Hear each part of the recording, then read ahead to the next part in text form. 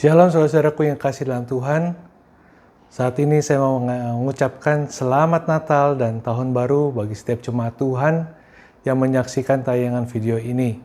Dan pada hari ini kita mau sama-sama belajar firman Tuhan yang saya ingin membawakan tema tentang doa yang belum terjawab. Berapa banyak saudara-saudara kekasih dalam Tuhan yang di tahun 2023 ini doanya masih belum dijawab oleh Tuhan. Atau mungkin saudara sedang menunggu yang sepertinya sudah hampir terjawab dan mungkin juga ada yang sudah dijawab oleh Tuhan. Atau mungkin ada juga yang kecewa sama Tuhan. Atau mungkin juga ada yang sudah putus asa kok sepertinya doanya sudah lama nggak dijawab oleh Tuhan. Oleh sebab itu kita sama-sama belajar tentang firman Tuhan, tentang doa yang belum terjawab oleh Tuhan. Firman Tuhan pernah mencatat satu doa yang Tuhan pernah ajarkan kepada kita semua.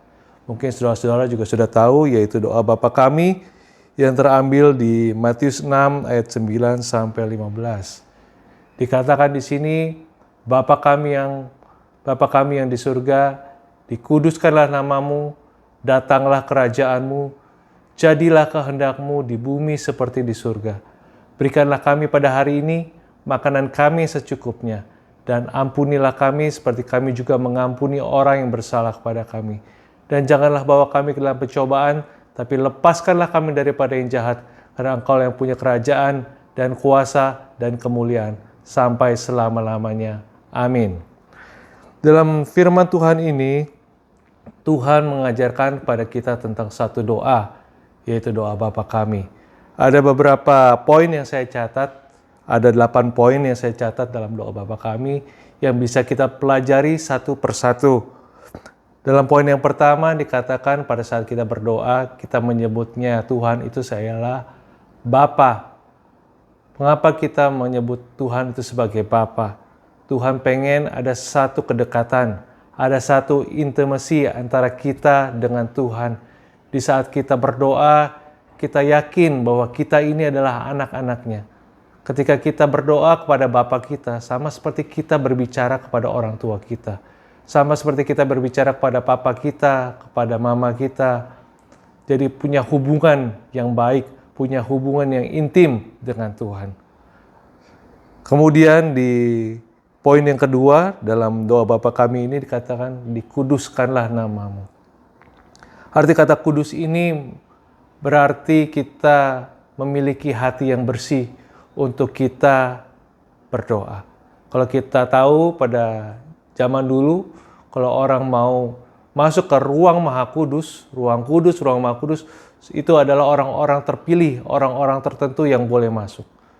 Sama seperti kita ketika kita masuk ke dalam hadirat Tuhan, ke dalam jam-jam doa kita, hendaklah kita memiliki hati yang kudus, hati yang bersih.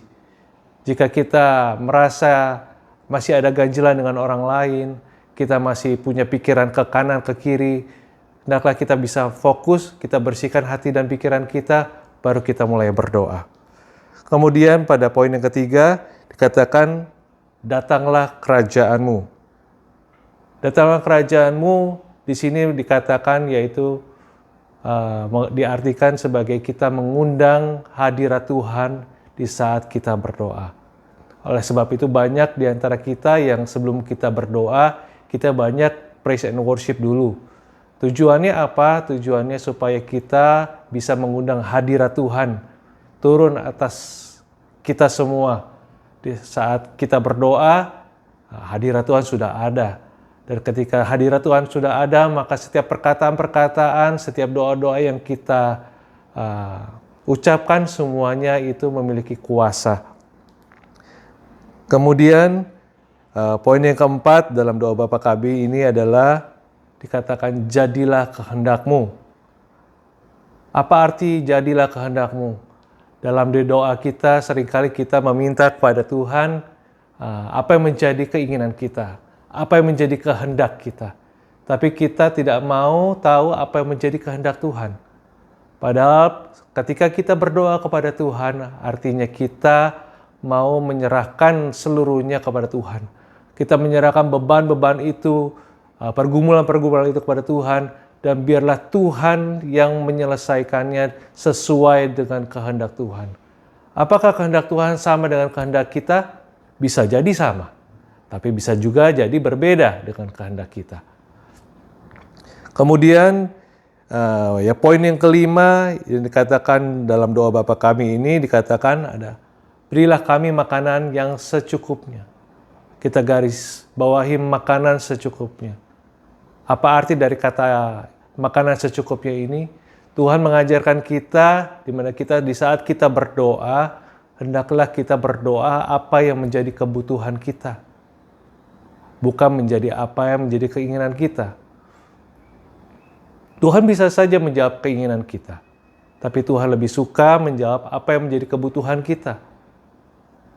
Tuhan akan cukupkan apa yang menjadi kebutuhan kita. Jika itu kita berdoa kepada Tuhan.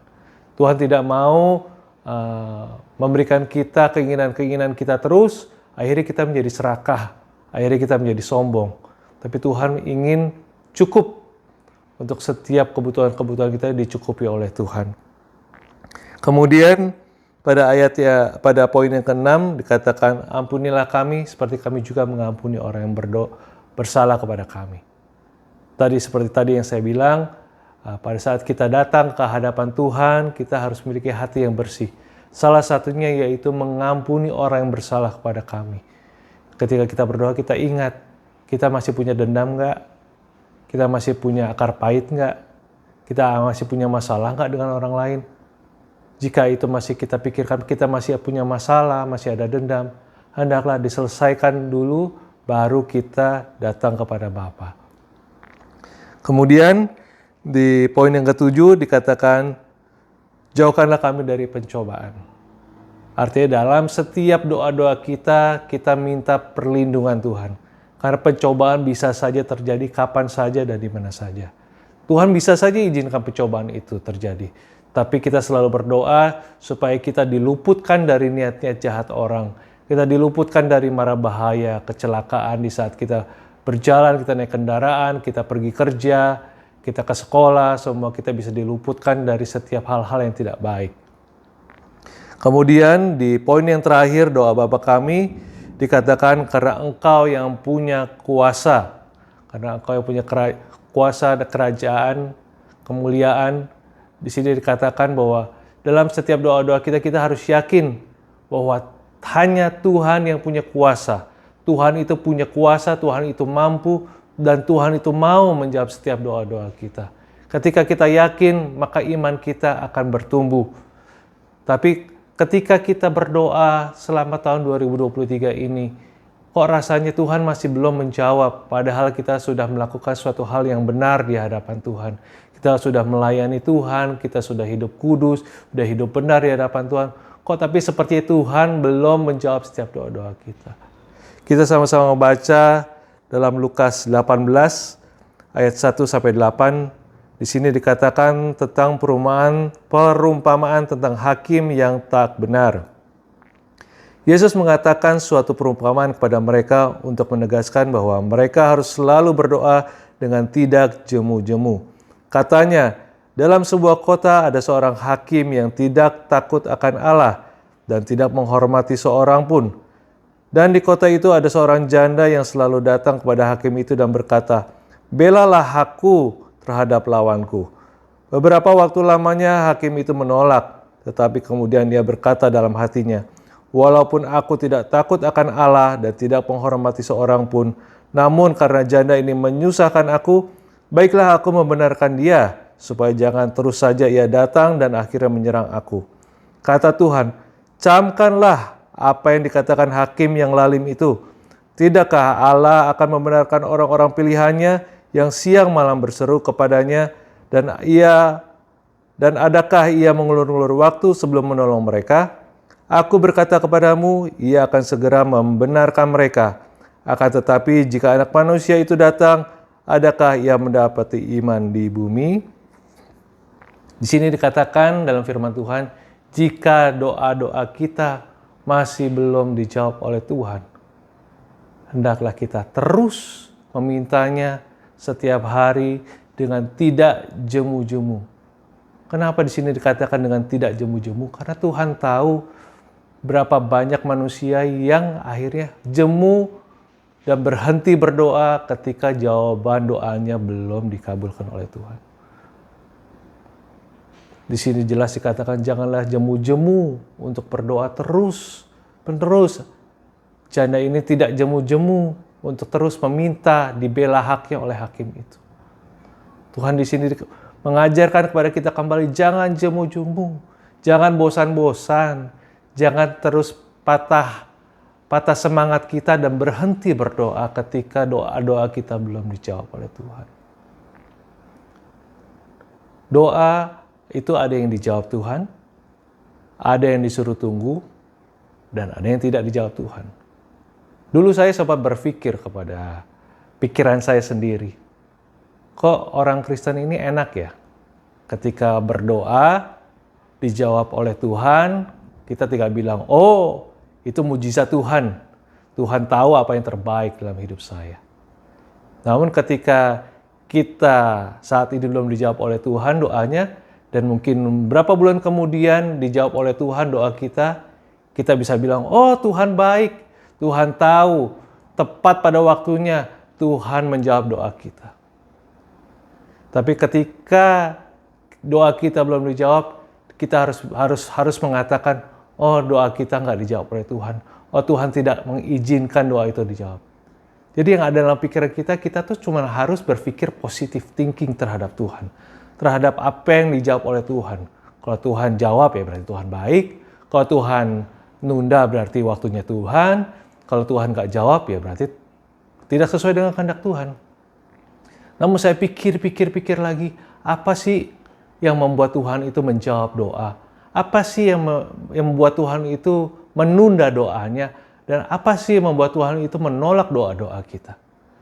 Ketika saya menjadi seorang ayah, saya tahu bahwa banyak permintaan anak saya yang akan saya kabulkan, yang mungkin nanti saya akan kabulkan, dan permintaan anak saya yang tidak saya kabulkan. Apakah saya artinya kalau tidak mengabulkan permintaan anak saya tidak sayang terhadap anak saya? No, saya tetap sayang. Tapi saya tahu permintaan apa yang bisa saya kabulkan, permintaan mana yang harus saya tunda, dan permintaan mana yang tidak saya akan kabulkan. Misalkan, anak saya saat ini umur 10 tahun.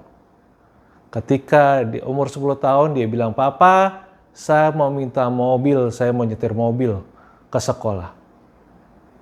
Kira-kira saya sebagai orang tuanya melihat anak saya umur 10 tahun meminta mobil untuk dia ke sekolah, kira-kira gimana? Apa saya akan menjawabnya, saya akan membelikan mobil, atau saya akan menundanya 1 tahun, 2 tahun, atau saya akan menolaknya? Jelas pasti jawaban saya menolaknya saat ini. Karena pertama dia masih 10 tahun, kakinya belum nyampe untuk nyetir, belum dapat license juga, mungkin juga bisa nabrak. Tapi jika misalkan anak saya meminta sebuah PC atau komputer atau laptop, saya tahu kebutuhannya dia saat ini mungkin laptop, tapi laptopnya dia atau PC dia saat ini masih bisa dia gunakan. Maka apa yang akan saya jawab? Saya akan bilang, nanti ya, ketika mungkin laptopnya dia udah rusak, atau dia harus memang perlu satu performa laptop yang lebih baik, saya akan belikan. Artinya saya akan menunggu waktu yang tepat, ketika ia butuh untuk laptop yang lebih bagus, saya akan belikan. Satu contoh lagi, jika dia bilang, Papa saya lapar, saya mau makan ayam goreng. Apa yang akan saya jawab pada anak itu? Pasti akan saya jawab ke anak saya, oh ya silakan, Papa akan belikan ayam itu. Karena itu adalah kebutuhan dia saat ini, dia belum makan siang dan dia mau makan ayam goreng.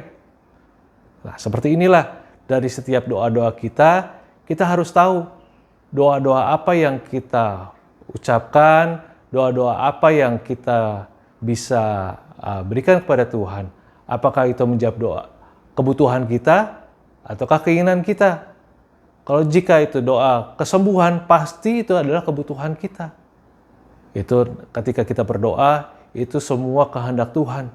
Jika ada kehendak Tuhan untuk menyembuhkan kita, pasti kita akan sembuh. Mau kita didoakan pendeta, mau kita nggak didoakan pendeta, mau kita ke dokter, ataupun kita nggak ke dokter, jika Tuhan kehendaki itu sembuh, maka itu akan sembuh.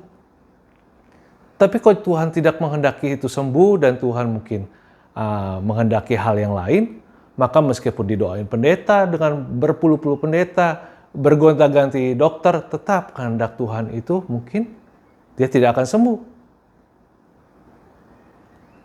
Lain halnya jika kita meminta sesuatu kepada Tuhan tentang kebutuhan-kebutuhan kita, misalkan kita ingin memiliki rumah, kita ingin memiliki kendaraan, kita ingin memiliki suatu hal yang mungkin menjadi kebutuhan kita, saya rasa Tuhan mau mendengar. Dan Tuhan jawabannya antara iya atau menunggu.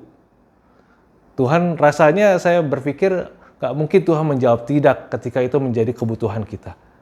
Pilihan cuma dua, yaitu ya atau menunggu. Oleh sebab itu, kita berdoa sama Tuhan. Yang pertama, kita harus berdoa terus-menerus sampai terjadi sesuatu. Saudara yakin kan bahwa setiap saudara berdoa itu ada suatu kuasa yang bergerak. Ketika saudara mengucapkan dengan iman apa yang menjadi kebutuhan saudara, percayalah di alam roh itu ada sesuatu yang bergerak yang terjadi. Berdoalah terus sampai mujizat itu terjadi. Terkadang mujizat itu mungkin tidak sesuai dengan apa yang dipikirkan kita. Tapi Tuhan punya banyak cara, banyak 1000 cara Tuhan untuk menimbulkan satu mujizat kepada saudara dan saya ketika berdoa. Jadi hendaklah saudara terus-menerus mengucapkan kata-kata doa itu atau permohonan-permohonan itu kepada Tuhan dan jangan pernah menyerah. Yang kedua, bagaimana jika doa kita masih belum jawab oleh Tuhan?